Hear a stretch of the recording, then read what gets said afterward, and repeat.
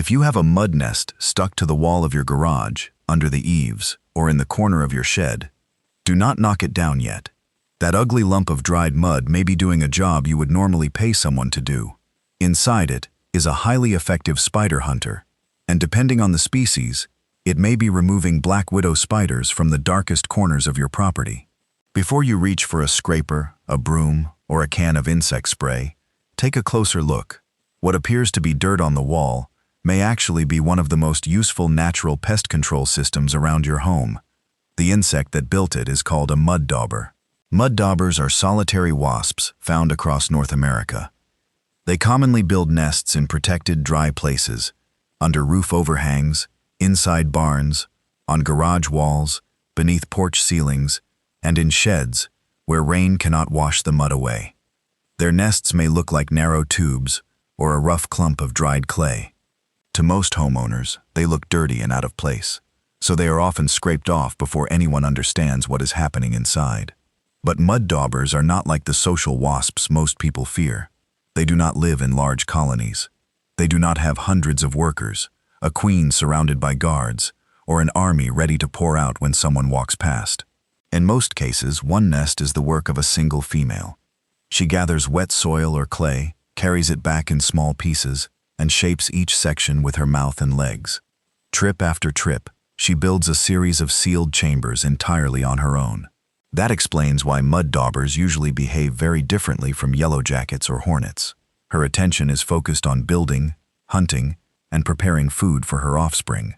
Unless she is trapped, grabbed, stepped on, or deliberately handled, she generally has little reason to sting a person. You can often watch an active nest from several feet away. Most of the time, the wasp is not interested in you at all. Another common misunderstanding is that the adult wasp lives inside the mud nest. She does not. The nest is a nursery built for young she will probably never meet. Each chamber is a protected room, a food storage compartment, and a sealed cradle for one developing wasp. And the food stored inside is not pollen or nectar. It is spiders. The female mud dauber is a specialized spider hunter. After preparing a chamber, she searches around vegetation, cracks, wood piles, dark corners, and spider webs. When she finds a suitable spider, she attacks quickly and delivers a carefully placed sting.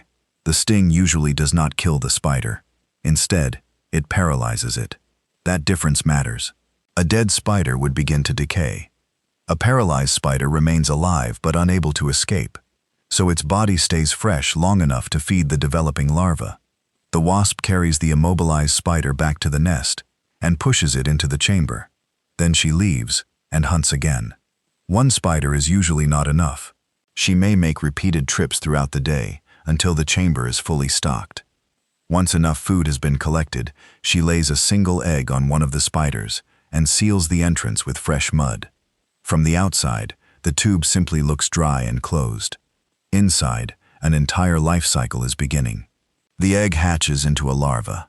The young wasp cannot hunt and does not need to.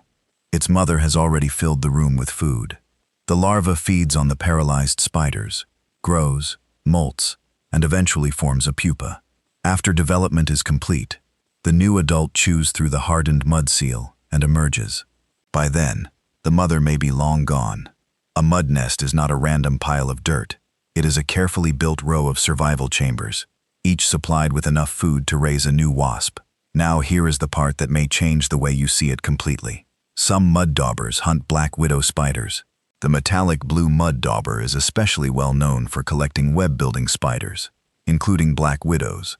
Black widows often hide in exactly the places where homeowners do not want to reach blindly: behind boxes, beneath shelves, around wood piles, under outdoor furniture, inside sheds, and in quiet garage corners. They prefer sheltered areas that are dark and rarely disturbed, the same places a hunting mud dauber can search effectively. The wasp does not need to move heavy boxes or spray every crack. Its instincts lead it toward webs and likely hiding places, and its hunting method is remarkably clever. A web-building spider is safest near the center of its web, or inside a protected retreat connected to it. If another insect charges straight into the silk, it may become trapped. The mud dauber avoids that mistake. She may land near the edge of the web and tug or pluck the silk. Those movements create vibrations similar to an insect struggling in the web. The spider feels the movement and assumes food has arrived. It comes forward expecting an easy meal. Instead, it meets a hunting wasp. When the spider moves close enough, the mud dauber attacks, paralyzes it, removes it from the web, and carries it back to the nest. A predator has been lured out by another predator. Over a nesting season, one female may capture many spiders. That does not mean one mud dauber will eliminate every dangerous spider on your property. It does mean she can contribute to natural control in places that are difficult for people, sprays, and traps to reach. She does it without poison, bait, chemical residue, or a service call. She simply finds spiders, removes them one by one, and seals them inside a mud chamber. Some mud daubers also reuse abandoned nests, softening and repairing the old clay for their own offspring. The nest on your wall may have served more than one generation of spider hunters. So what should you do when you find one? First, look for signs of activity.